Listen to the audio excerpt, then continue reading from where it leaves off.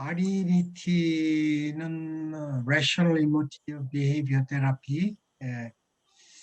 이게 번역을 인지정서 행동치료라고도 번역하고 rational이라는 말을 이게 이성적인, 합리적인 이렇게 되게 돼요. 그럼 이성적이다. 그러면 이제 인지정서 이쪽으로 나가고 합리적 정서 행동치료 이렇게 나가는 것 같아요.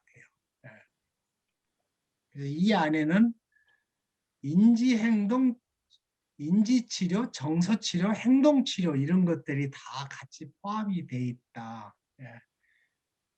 그리고 이제 미국 조사에 의하면은 미국에서 그냥 상담하는 사람들이 가장 잘 활용하는 것 중에 하나가 REBT다. 왜냐? 쉽다.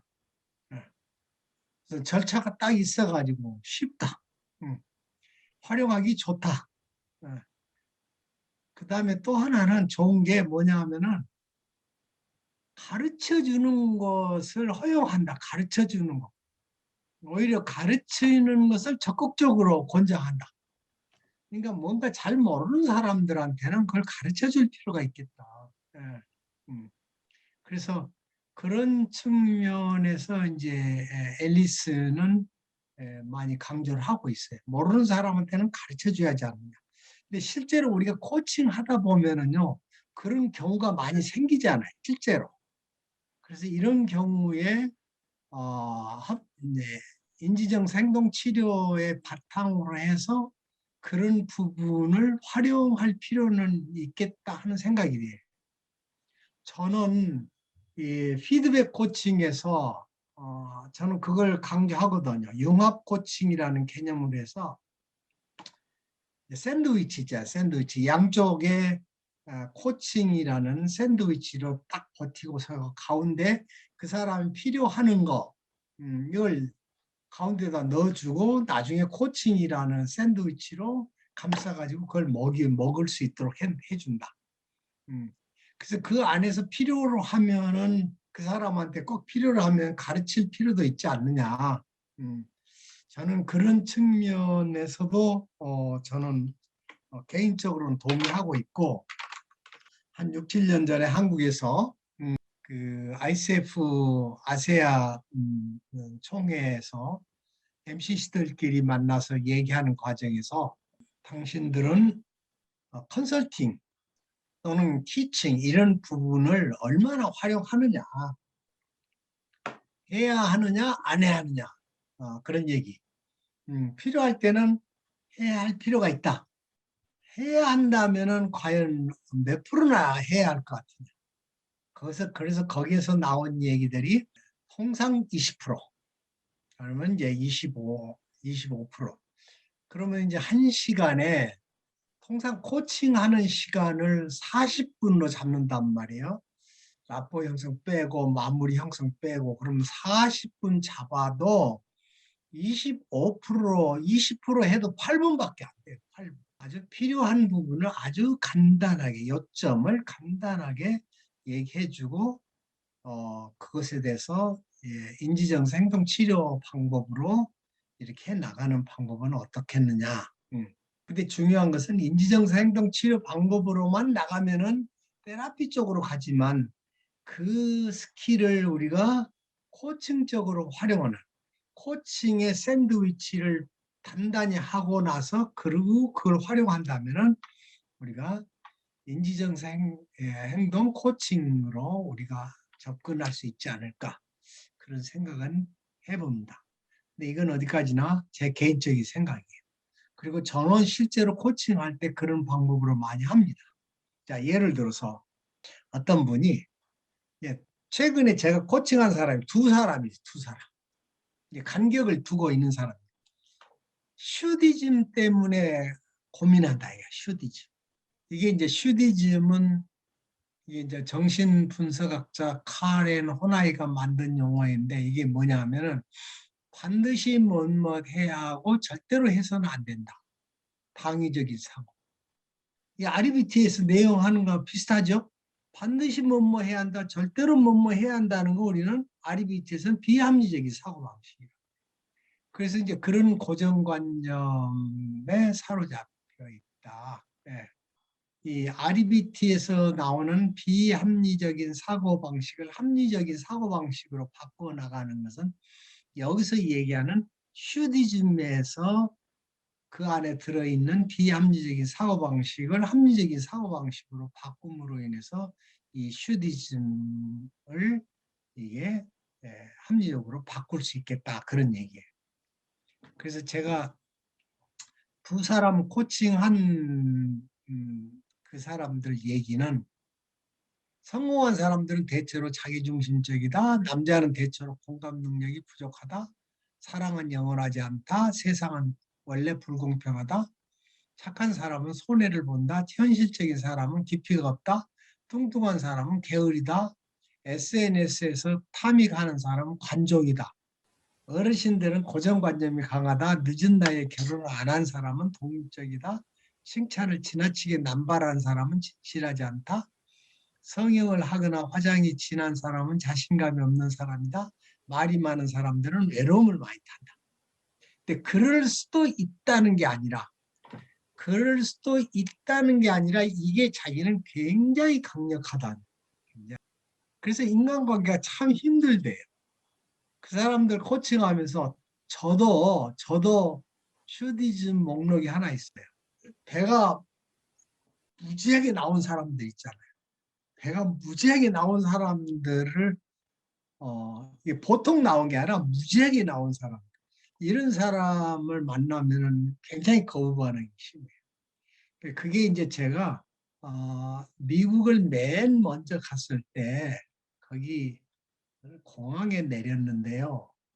어떤 흑인 여성인데 저는 그분을 보면서 와우, 최초야. 저는 외국이라는 걸 처음 가본 거죠. 소위 때. 네, 소위 때.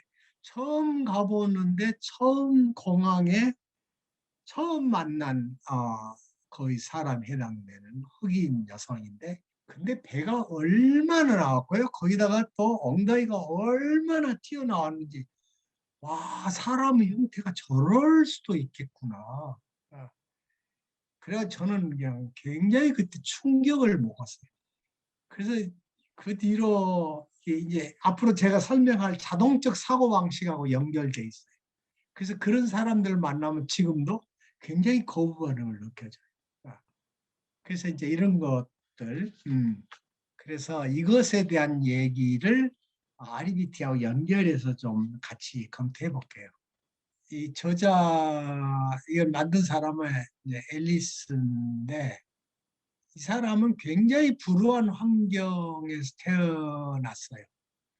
부모가 돌보지 않고 12살에 부모가 이혼하고 애들이 두 명인데 애들을 자기가 돌봐야 할 입장이고 굉장히 불우한 환경에 있는데, 이 사람은 그렇게 살아가면서 야, 내가 꼭 이렇게 살아야 하나, 이런 생각들, 이런 고민을 많이 했는데 결국은 환경의 지배를 받지 않고 자기 삶을 바꿀 수 있다.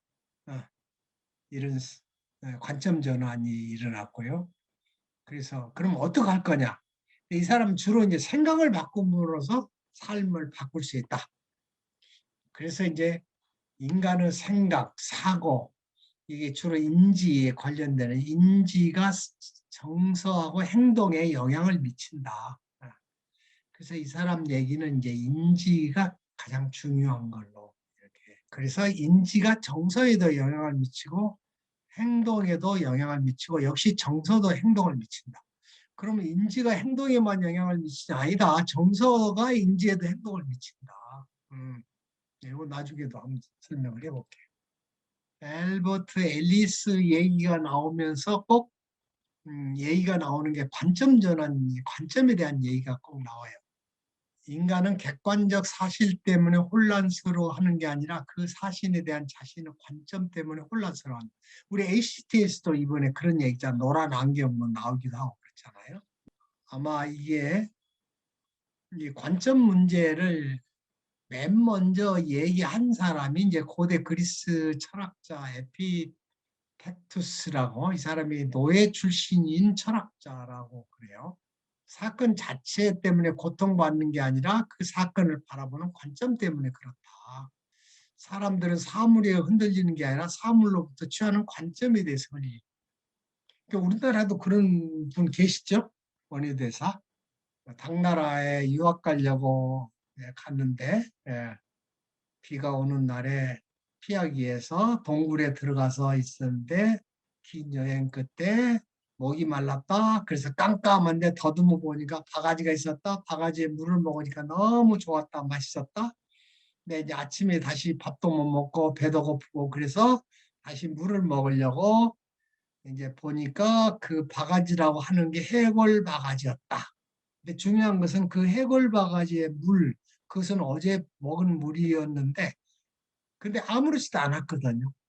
그런데 그 해골 바가지라는 걸 보고 이제 원효대사는 그걸 토해냈다는 얘기. 토해내면서 그걸 알아차렸다는 거예요. 아, 그래서 일체유심조. 그게 모든 게 마음이 만든 거다. 그걸 바라보는 관점이 뭐다. 이런 것들이 소위 인간의 사고에 큰 영향을 미친다. 그런 얘기예요.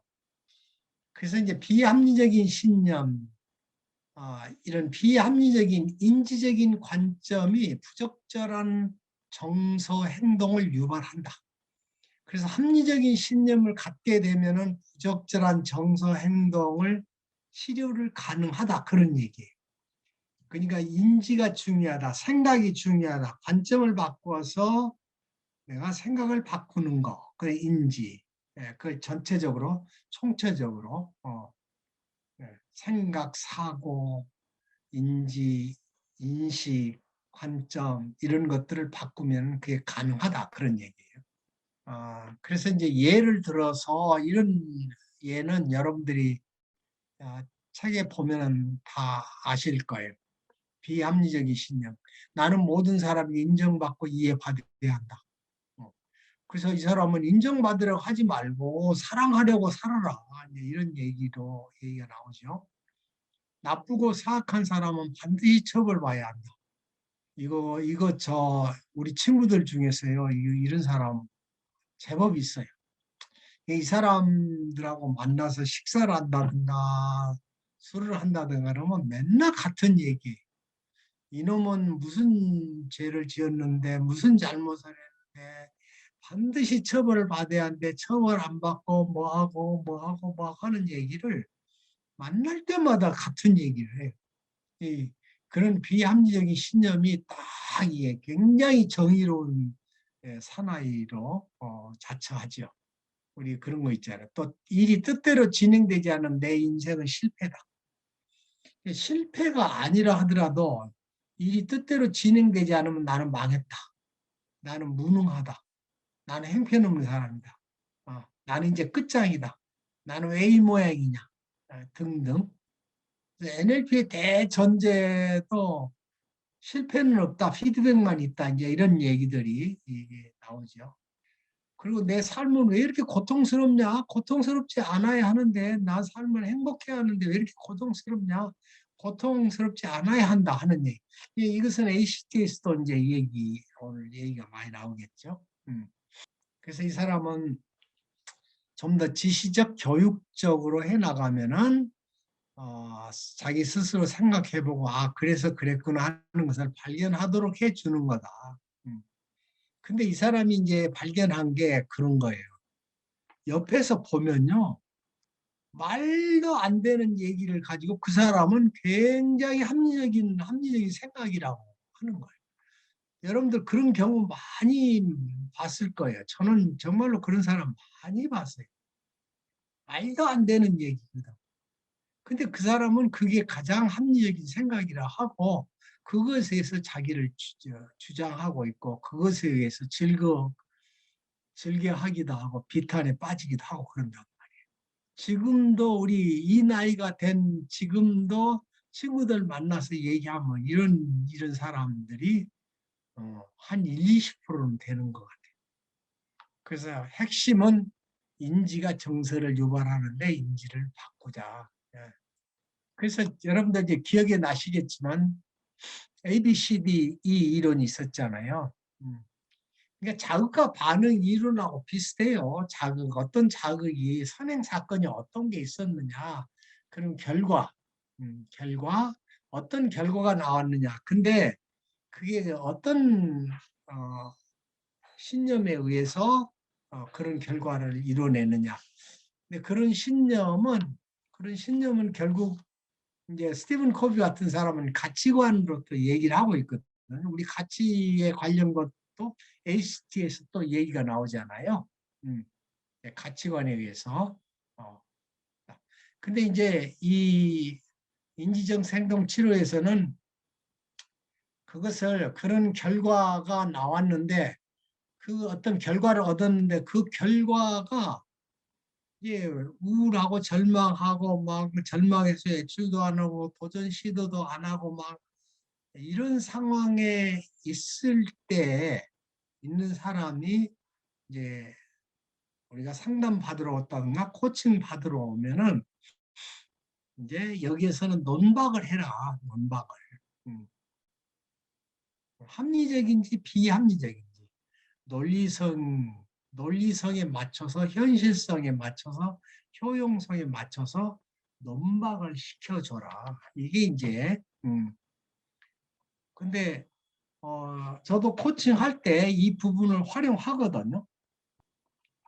제 이론에 의해서 하는 게 아니라 예를 들어서 공통적인 얘기, 어떤 책의 얘기. 그래서 그 사람이 뭐 얘기하다가 보니까 뭐 공자 얘기 또 기독교 신앙을 가지고 있으면 성경에 기초한 얘기, 불교 신자 같은 불교 성경에 의해서 거기에서 논리성은 어떠냐. 그게 불교식으로 접근하는데 현실성이 있느냐. 과연 그게 불교에서 얘기하는 효과를 얻으려면 그 효용성이 있느냐. 이런 얘기죠. 논리성, 현실성, 효용성. 그래서 이제 효과를 나중에 이제 알았다. 아, 그렇게 해보겠다. 뭐 이런 얘기가 나올 때도 그냥 그거 하는 게 아니라 인지적으로 어떤 효과가 있는 거냐, 정서적으로 어떤 효과가 있는 거냐. 특히 정서적으로 그 사람들이 막 실망한 거다. 어? 그런 말도 하고 막 우울하고 아주 그냥 뭐 나는 절망이다. 뭐 나는 뭐 형편없는 사람이다. 막 얘기했을 때, 그게 어, 정말 그냥 우울한 거고 절망스러운 거냐, 그냥 실망스러운 거냐. 예. 그렇게 정서적 표현도 그렇게 이제 바꾸게 막 하는 거죠. 그리고 이제 행동적 관점은 다음을 위해서 어떻게 할 거냐. 시험에 떨어진 사람은 다음 합격을 위해서 뭘 할 것이냐. 이렇게 이제 효과도 그냥 그렇게 생각하셨군요. 오케이. 그 효과를 위해서 그냥 뭐 해보실래요? 이렇게 할 수도 있고 인지적으로 어떻게 해보실 거냐, 정서적으로 어떻게 해보실 거냐, 행동적으로 어떻게 해볼 것이냐. 이렇게 또 구체적으로 해 나갈 수도 있겠다. 그런 얘기예요. 이런 것들이 여기서 얘기하는 소위 합리적 인지정서 행동 치료다. 그러나 여기에서 A, B, C, D, E까지 있지만 F까지도 있는 게 있어요. F. 그리고 나서 느낌이 어떠냐. 느낌이 어떠냐. 그래서 F까지.